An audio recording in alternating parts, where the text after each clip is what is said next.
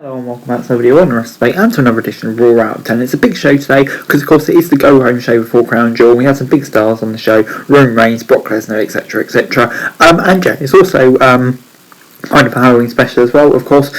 So yeah, let's get straight into the show. And we kicked off the show with Bianca Belair, and she was heading into a match against Nikki Cross. Belair was in control early on, hit big four-way slam before Cross caught her on the apron and smashed the champ's leg into the edge of the ring. Back after a break, Bianca got a key stance and a vertical suplex before Nikki got her knees up for the moonsault. The match was underway with Damage Control showed up on the ramp while Bayley showed up in the ring and sent Belair into the ring post. Nikki attacked Bayley instead of using distraction to get the pin. Belair then recovered and hit the KD on Cross, getting the win. After the match, Damage Control attacked Bianca in the ring. They were stopped by Oscar and Bliss, who made their return and took out Damage Control with the help of Belair. And backstage, they were with Belair after the match, demanded a tag team title match against Damage Control. But yeah, this gets 6 out of 10 for me. I mean, like, Belair winning, probably right decision. I don't know, I felt like she shouldn't have booked it. Nikki Cross booking was quite weird here, and especially lose the first match back, I suppose. But anyway, Bobby Lashley was then backstage for his interview with Brock Lesnar, but Lesnar was a no-show. Brock showed up in the ring instead and called Lashley out for a fight right there and then, less than a week before Crown Jewel. Lashley ran out and started the brawl before nearly the entire locker room came out to stop the fight. Triple H was there as well and threatened to cut the match from the show before the two were finally separated. Seeing Triple H in that authority position is still quite weird. But yeah, I mean, like, this was good. I suppose just two big men wanting to slap the shit out of each other, and that's what it got across there. And yeah, definitely a hype for the heavyweight match we're going to see at the weekend. But anyway, then it's time for Seth Rollins vs Austin Theory. Rollins fed the ring early and taunted Theory before dropping on the barricades and getting a diving knee drop from the top of the desk.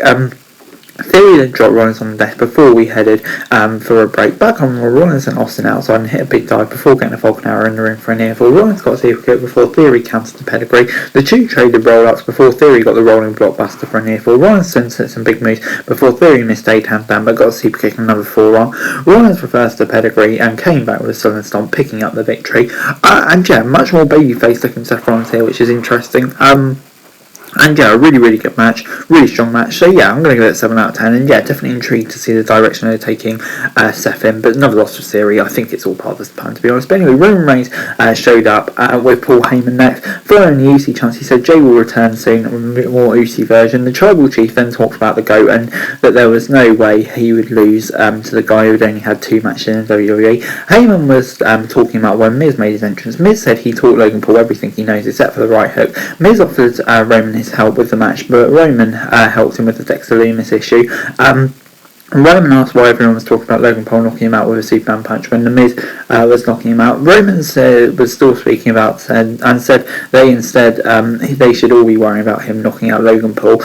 So yeah, kind of the Miz stuff there, which was a nice little distraction. But yeah, I'm getting the point over Roman's punch as well. I think that was nicely done. Miz was then backstage and tried to get the match against Mustafa cancelled. He promised to sue WWE if any defamatory footage of him was aired tonight. Mustafa Ali came in, made fun of him, taunting him back into accepting the match, and yeah, typical stuff we see with Miz. It was mildly entertaining, to be fair. Before we got Damon Priest versus Carl Anderson. Damien sent Anderson outside and into the announcer's desk early before he headed for a break.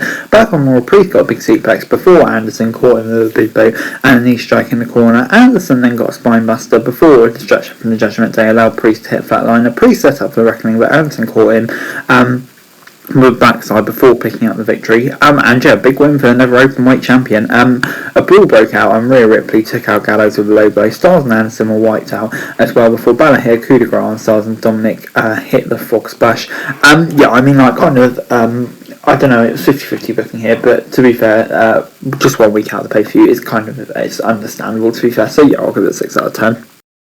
MVP and Amos were backstage, and MVP said that he was going to SmackDown this week to take down Braun Strowman ahead of that match. And JBL and Baron Corbin were up next, and Mayfield were talking about how the new generations were ruining Texas. Corbin thanked fans for showing up before R-Truth made his entrance. Truth was addressed as a cowboy and made fun of JBL and Corbin before the latter attacked him. Truth managed to fend him off, but the distraction from JBL let Corbin take him down at the end of the days.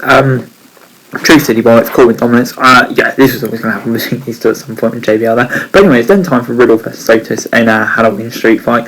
Riddle sent Otis outside early and hit a big dive on both Gable and Otis from the apron. Back after a break, Otis came motor attack and hit a Caterpillar. Riddle was setting up for the RKO, but Gable took him down from the apron. Elias was then at ringside and took Gable off the apron with a knee strike. In the ring, Otis was setting up for the finish when Elias put a Jack Lantern on his head.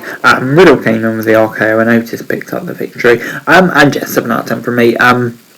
Good match, good stuff. Riddle picking up the victory, which is always the way it's going to go. And yeah, I think this Halloween match kind of suited those two perfectly. So yeah, good stuff. It was then time for Mustafa Ali versus The Miz. Ali tried for an early roll-up before getting a net breaker for a near fall. Ali took the boot to the jaw before The Miz ripped up his shirt and we headed for a break. Back on Raw, Miz got a big DDT and got a near fall. Ali nearly rolled The Miz up before getting a big move, but he rolled to the outside. Ali then hit a big dive from up the top before Loomis attempted to attack Miz from the crowd. Ali got a super kick off of the stretch and followed it up with a 450 splash for the victory. And yeah, this gets 7 out of 10 from me. Good win for Ali.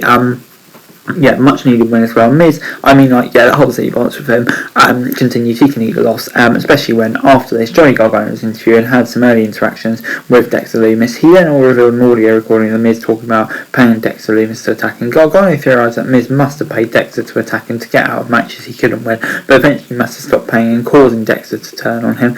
Yeah, very interesting storyline development. I'm looking forward to seeing where this goes, to be honest. But anyway, Damage Control then took on Oscar and Alexa for the women's tag titles. And yeah, Oscar and Sky kicked off the match, and Dakota was tagged in early with Bliss being isolated in the ring. Ollie and Sky got around and tagged in Oscar, who came in with a German suplex on Kai. Kai then took Oscar down and made a tag before the Empress faced off with Sky, who was sent outside after a break, and Kai was tagged in and took some big double team moves. Sky then came back and hit a Mr. Drop kick before Oscar tried for the armbar. Oscar got the Oscar locking, but they distracted the ref, allowing Kai to break it up. Belair then came out and attacked Bailey before they fought their way up onto the platform and fell down with a dive. Back in the ring, Sky missed the moonsault.